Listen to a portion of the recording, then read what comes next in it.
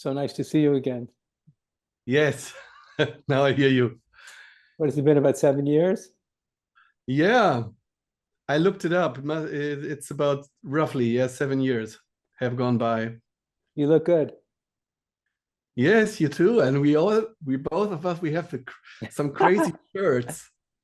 Yeah, that's true. Nice shirts. Are you in the same place?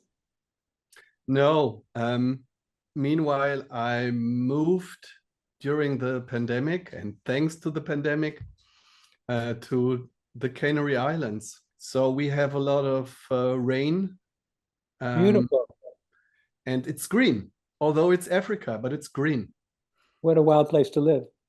Yeah, it's marvelous. It's beautiful, and it's called the island of eternal spring. Oh, I love it. Especially Yeah. today. We're Well, living in South India now. wow. We're All year living. long?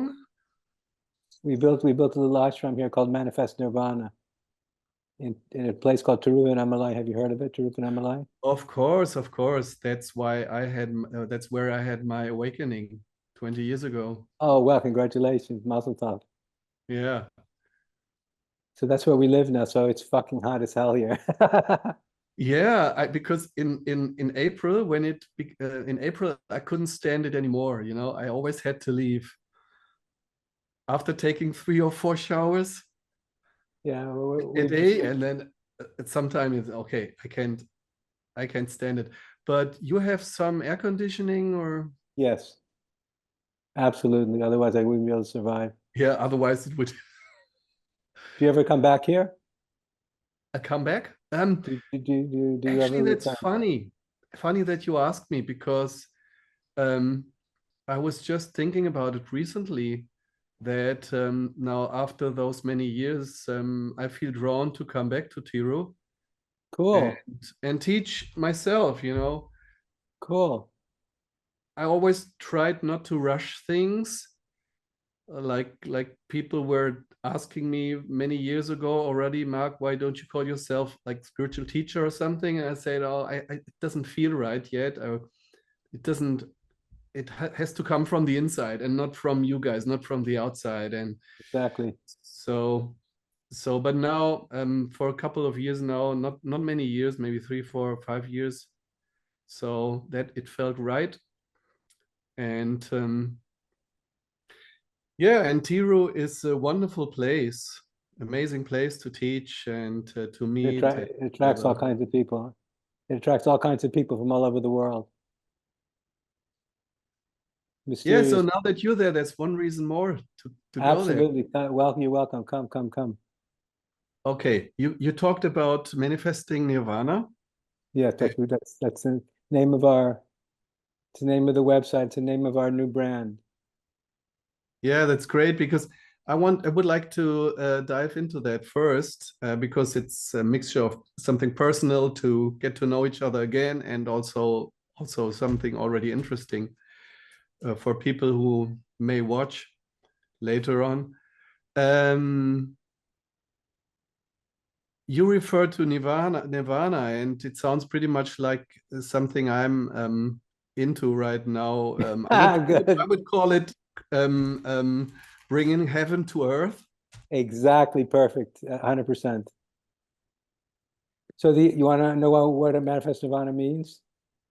Yeah, from your part, what's your take on that? Then that would be Well, interesting. that in the traditional enlightenment, the Buddha's enlightenment, Ramana Maharshi's enlightenment, is based upon the awakening to the ground of being, that dimension of reality that exists prior to time and space. It's it's synonymous with what's called the void or emptiness, the transcendental, eternal realm of being that exists before the universe was created. Yes, yes, yes, So exactly. in the enlightenment of the Buddha, and what I call the traditional enlightenment, the idea was through the meditative path was to awaken to the ground of being, was to transcend the mind and awaken to that dimension of reality that's timeless and formless, beginningless and endless and eternal. And to become grounded in that awakening, to have stable access to the ground of being. And being the conscious realization of the grounded being was the conscious realization of nirvana, because it's a conscious realization of perfection, because before the universe was created, everything was perfect.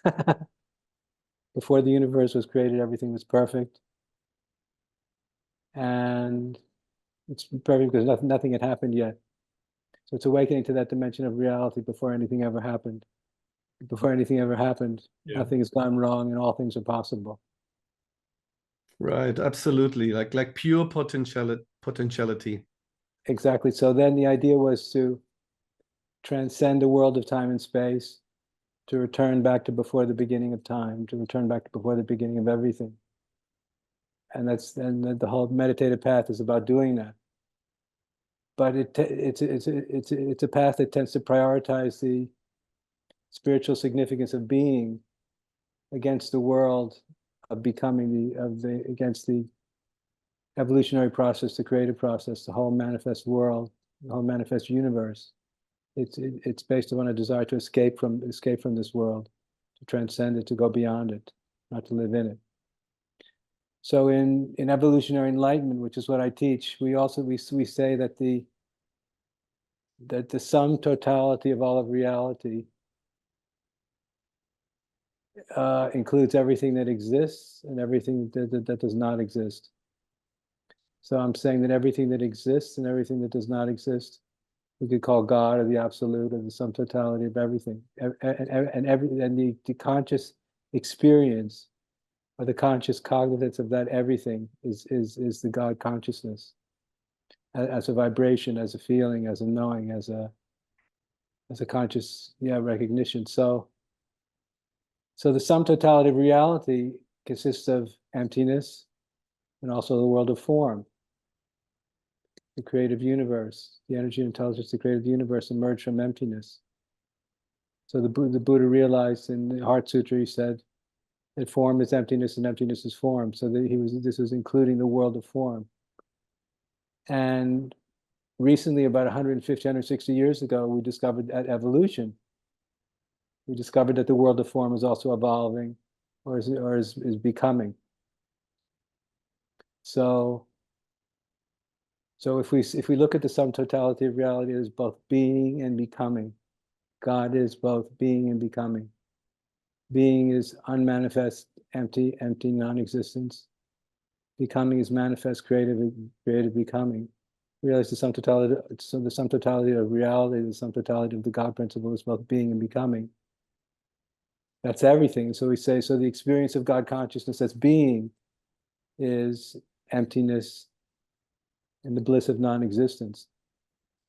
Right, yeah.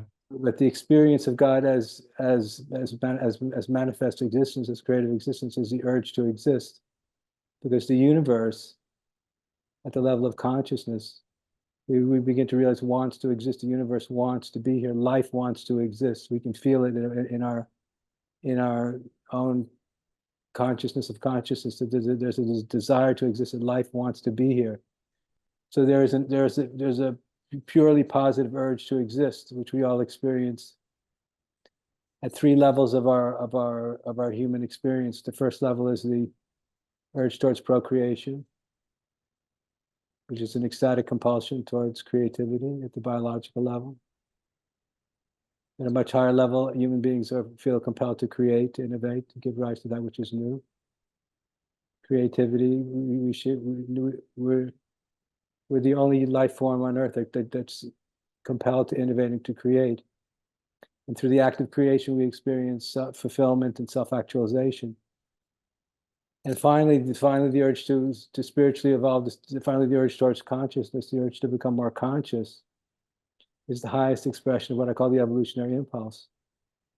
So the evolutionary impulse is the sexual impulse, the urge towards creativity, and the urge towards consciousness. And at all levels, it's the experience of pure positivity, the desire to exist, the desire to create, the desire to evolve and become conscious. It's an experience of ecstatic urgency, ecstatic excitement and urgency about what you said before about pure potential. The awareness of pure potential and the feeling to actualize that pure potential is a spiritual experience, is makes life very compelling, very compelling. But it makes life worth living. I want to live so I can actualize this pure potential. So in the new enlightenment, or what I call evolutionary enlightenment, we say God is both being and becoming. And the experience of God as being is the experience of peace. That peace that passeth all understanding, the peace that existed before the universe was created. Right. And as becoming, we experience God as the ecstatically urgent compulsion to create that which is new, reaching towards the new. It's like a paradox, right? It's like Pure perfect paradox. Like it's the free will and having to, they meld together, right? It's like it's not free will versus divine will, but it's the same. And so it's like what I really want, I also have to, like it's a compulsion or compelling or a drive. And the only way to stop suffering is actually to give into it, right? Stop resisting. To stop resisting in any way and become one with God's will or divine will, or however we want to call it, right? Yeah. Exactly. So in the old enlightenment, Nirvana was found through transcending the world. And in the new enlightenment, we not only want to transcend the world, but we also want to create the world, consciously create the world. And that's the manifest nirvana. Because in higher states of consciousness, in higher states of Brahman consciousness and God consciousness, we become aware of perfection, that perfection is inherent in the nature of consciousness itself. We can't be perfection, but we can experience perfection as a higher state. And the experience of perfection as a higher state inspires us to want to manifest perfection in the material world. This is why the Tibetans have a vision of the land of Shambhala. These great lamas have a vision of the land of Shambhala. It's like what you said before. It's like a compulsion to create heaven on earth. So I think that these very deep realizations in rare enlightened beings, part of the realization at a certain point is inspired by a vision of perfection, of creating perfection here on earth. It's a perfection we'll never realize, we'll never get there, but it's an aspiration to reach towards it. And that becomes in my mind, the highest expression of the spiritual impulse. It's manifesting that the evolutionary impulse as the aspiration to reach towards perfection in and through the material world. Right. As a spiritual compulsion. And then that's one of the topics. Exactly now, what you're talking about. One of the topics I wanted to discuss with you is this distinction between the ego striving for perfection and like the divine will manifesting or extending through us, and also striving for that same perfection, but completely in a different way, right? Exactly. So do you want to go into those questions? Yeah, please. Can you ask them again? Can you make the distinctions again, please? I mean, for me, this is also like the meaning of the dark night of the soul, actually. Like, I think we experience the dark night of the soul when all of this, or like when we haven't found God's will yet. Like the dark night of the soul for me is like a symptom of that the ego has, how you say, run out of fuel, like the world doesn't seem to offer anything anymore, right? Which is true. And then from the spiritual perspective, or from the soul's perspective, we feel that it's not about receiving, but about giving, right? And like this endless love by which we are nourished all the time and created and so on. We just want to extend that love and give it and like manifest nirvana, right? And in order to make that shift, that can be very, very tough. I mean, for the ego, it's like dying, right? Well, there's no motivation, there's no external motivation, nothing to grasp, nothing to cling to, nothing to get. And so we realized, okay, it's not about getting, it's about, giving. Yeah, well, I think in terms of this theme of the dark night of the soul, I think what really gives rise to this kind of painful, agonizing position or state of consciousness is when we have glimpsed the absolute, we've glimpsed nirvana. We know that it's there, but we're still refusing to let go of the ego's narrative, the ego's story, the ego's interpretive framework. And it causes us to suffer endlessly, but we're so attached to it that we will not let go. Even though we know there's something better, there's something higher, there's something deeper, there's something more authentic, there's something more true, we still refuse to let go. And this is what creates a sense of torture and torment. And it's a self-destructive, awful, awful state of consciousness. And for me, Because it was so awful. It was showing up as a huge depression. I was lying in bed for hours back then, and I couldn't even raise my arm. And wow. I was really completely frozen, like absolutely no motivation. Could not even raise my arm willingly. It Jesus. was, and then to find this other source of energy and of joy and all those gifts, like these divine gifts. But it was a very slow process, like like a resurrection actually we're talking about, but not like in 3 days, bam. But um yeah, like minute by minute, and yeah, piece by piece, a big puzzle. Well, I'm so glad you came out of it. Yeah, me too. Some people never do. Of course, because if we go back to our own egoic will and try to make it work again, it's just more suffering and nothing else.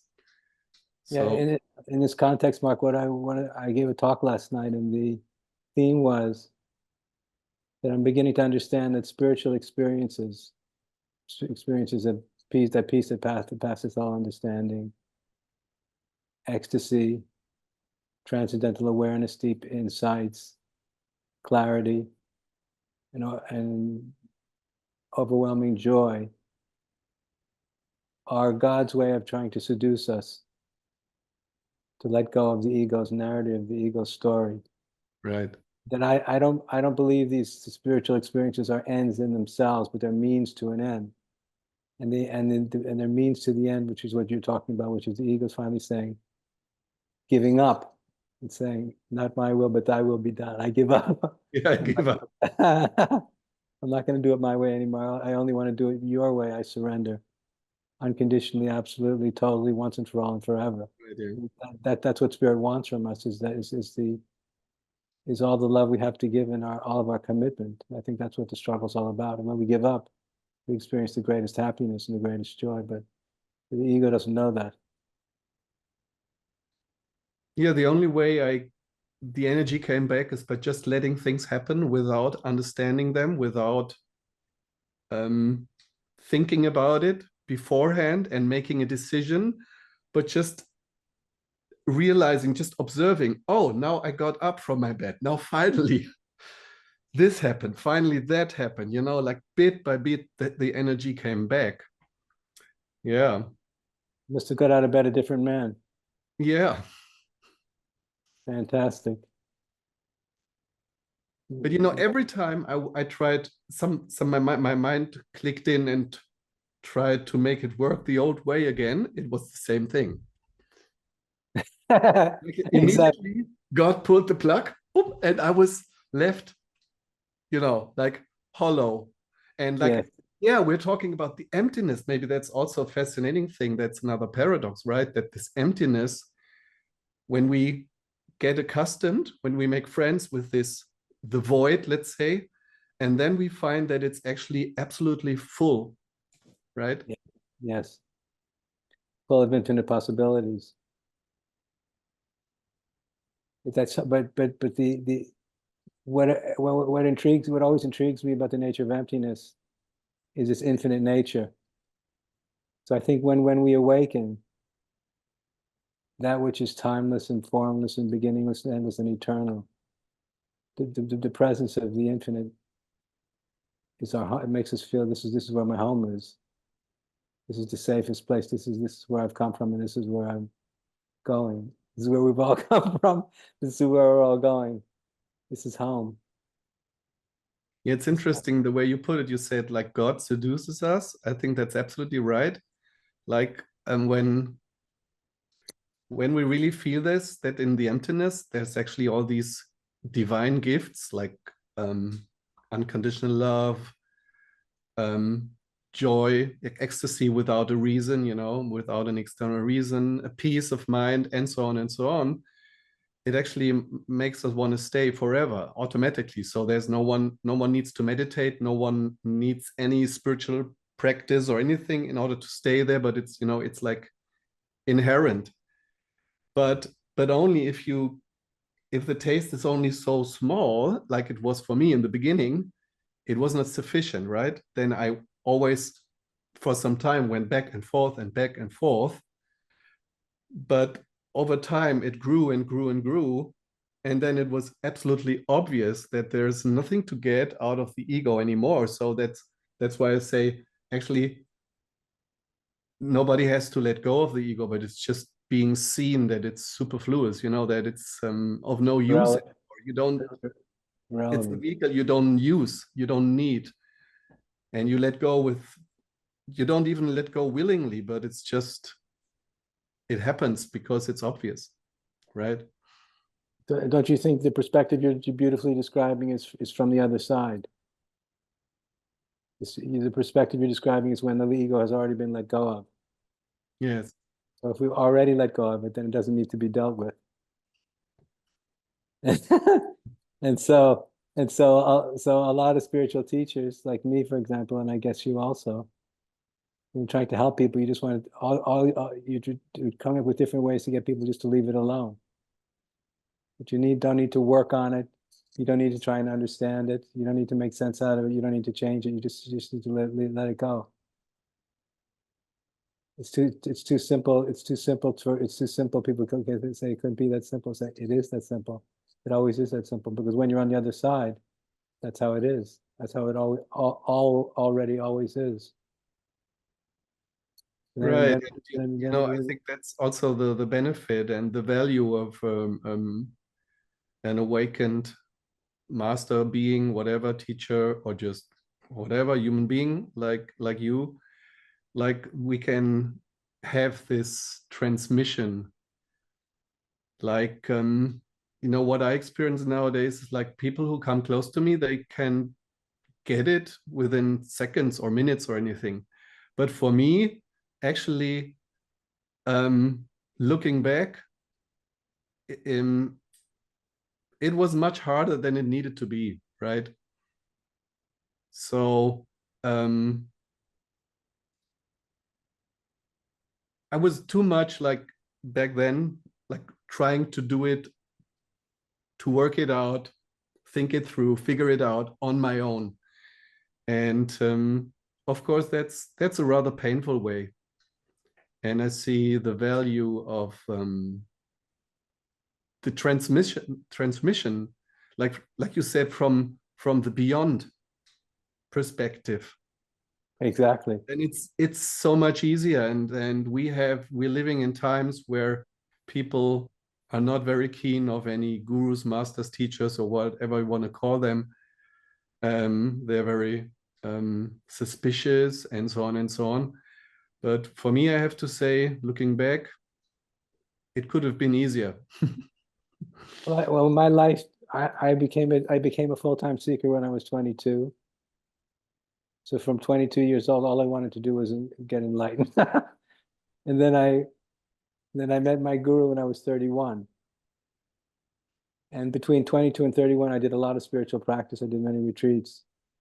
And I was one of the most serious people that I met at that time when I was meeting a lot of other seekers, because I really wanted it. I wasn't just meditating to meditate. I wanted to get to the yonder shore that the Buddha was speaking about. But when I met my guru, the great H.W.L. Punjaji, or Master Punjaji, Meeting him changed my life forever. And after spending 10 minutes in his company and receiving his profound and powerful and life-changing transmission, I realized, as a result of his grace, that I had never been unfree. And when this happened, I was thinking about it. I was sitting in front of him, sitting on his bed, and I was sitting on the floor, and I had a realization that I'd never been unfree. We weren't talking, and when I realized it, he said, "That's it." And I looked up. He could hear and feel my inner experience without me saying a word. And I spent 3 weeks with him every day. I went to visit him in the morning and the afternoon. And he was kind and generous and gracious, and he answered all my questions. And he changed my life forever. And when he said, when Andrew, when you leave me, something very big is going to happen to you. And I didn't believe him. And when I left him, I experienced this kind of explosion in my nervous system of unbearable ecstasy that was terrifying because it was so intense. I felt like I was on very powerful LSD for about 3 weeks. And I was thrown into a different state of consciousness, into a different realm of reality, into a different world that I'd only read about, but I couldn't dream I'd ever actually experienced it myself. And I never recovered. And ever since that, the teaching just started coming through me. Like, I didn't decide to become a teacher. He asked me, because I went to visit him 3 weeks later. He said, "I want you to teach, Andrew. I want you to give this gift." But no one ever taught me how to teach, and it just as a result of this energy and intelligence that was taking over my body and my mind and my soul, this knowledge, this wisdom, this insight into the nature of non-duality, into the ultimate nature of reality, just started speaking through me whenever the moment was appropriate, and to touching other people. And I was witnessing this as a miracle because I knew I wasn't doing anything. So I was a witness to this bizarre miracle. And then suddenly everybody was coming up to me saying, "Thank you." I said, "For what?" And the thing is, unless you actually have these kinds of truly miraculous experiences, you don't really believe in God, But when you experience these kinds of literally they're miracles, the way you start understanding life and living in the universe changes very dramatically. And then the learning still goes on. That was the beginning of the awakening process. But I'm continuing to learn about life and being human and about enlightenment every day. But what I wanted to share with you was that, in terms of what you said about the guru question, is that I learned from Ken Wilber a term called the guru principle. And I think people need to understand that there's a difference between a guru and the guru principle. So the guru principle is what I was just trying to describe. It's when a particular human being's soul and nervous system becomes activated by consciousness itself in some way. They get plugged in to they somehow have access to the center of the universe in some kind of mysterious way. And as a result, they start speaking from a place that they don't understand themselves. They start speaking from beyond their own mind, regularly. And when they start speaking beyond their own mind, they speak with a natural kind of authority that sensitive people recognize. And it's the mind of the Buddha, it's the mind of the Guru. A lot of people call it Source. But when you realize this, you realize inherent in life, inherent in nature, there is this awakened intelligence that's waiting to reveal itself to us and to guide us, if we have the humility and the presence of mind to kind of be aware of it, to be sensitive to it. So the guru principle, I think, is a gift from God. For those individuals in whom the guru principle has been awakened, can through as you were explaining before, transmission and clear cognition, help us enormously to awaken and give us direct access to our own capacity to awaken to enlightened awareness, and to help us see through our own minds. But we have to remember that the guru principle is not a person.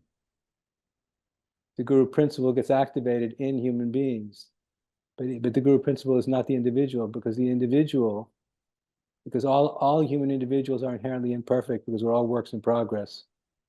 So in the past, historically speaking, in the past, when somebody had awakened to enlightened awareness in the East or the West, when someone had a powerful presence, and when they were obviously awakened to the consciousness of the absolute, and you could feel it when their humanity expressed divinity, there was a conclusion that such a being is perfect because they transmit the absolute.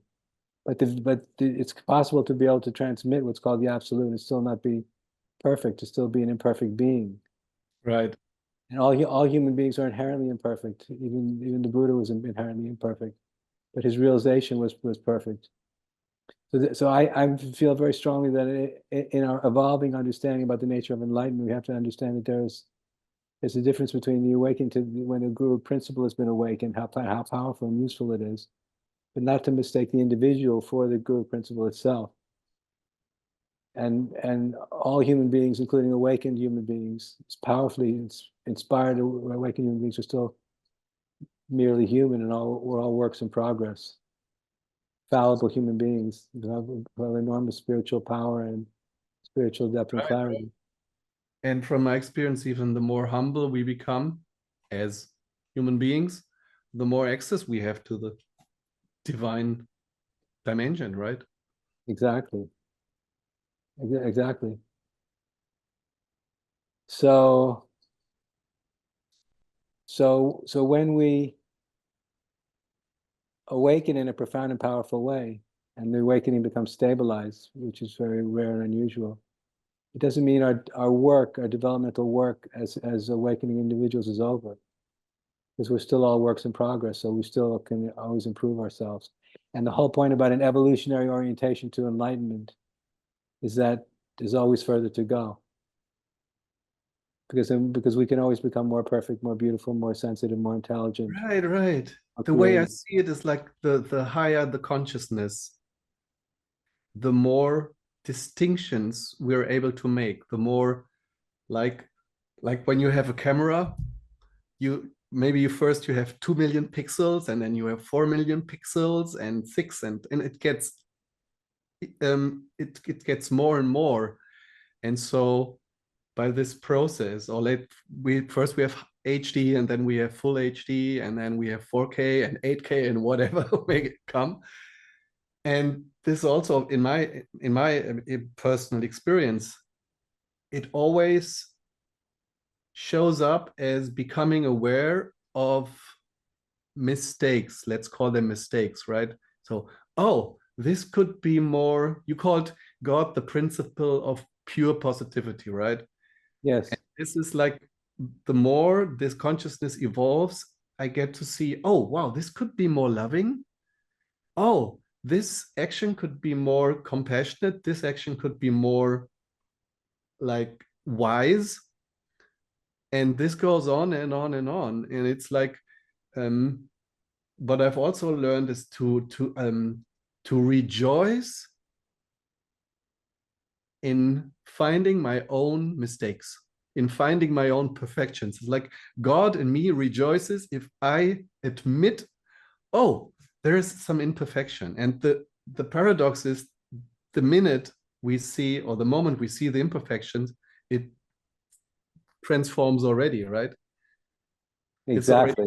Exactly. And so this doesn't stop. It's like, for me, this is like chaos theory, or like the more we zoom in, we always another world shows up. There's no end.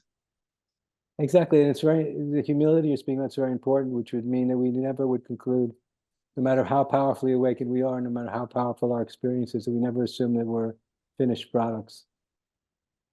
Because in evolutionary theory, the evolutionary process goes on forever. So there's always further to go. And in terms of the purification at the level of the soul, there's always further to go, because even if we experience the ground of being as a state of consciousness, we realize the ground of being, or Brahman himself, itself, is perfect. That doesn't mean Brahman in the form of Mark's personality or Andrew's personality is perfect. So Andrew's personality, Mark's personality can always become more perfect, more beautiful, more wise, more intelligent, more compassionate, more sensitive, more clever, more wonderful. So in the evolutionary context, we're all works in progress. And I think it's important that we intend to be works in progress. In other words, that we work on our own, we work on ourselves in whatever way we feel is most useful, most helpful every day, that we're not taking perfection for granted. I think we want to take the perfection of the absolute for granted, but we don't want to include ourselves personally in that equation. Right. The absolute is perfect, but that doesn't mean I'm perfect. But yeah, we are created in the image of this perfection. So it's there, and still it wants to, yeah, like you said, to manifest, to blossom. And I think what you described very beautifully a minute ago is it's open-hearted self-transparency and vulnerability. You know, when you see your own imperfections, you don't resist them or run away from them, but you open yourself up to them, and then the more you open yourself up to them and stop resisting them, they can tend to disappear. But if we have a fixed image about ourselves, we can be afraid of seeing things that about ourselves that we don't like. And that creates duality in the self or kind of in the shadow. Right, yeah. So pure motivation is the secret.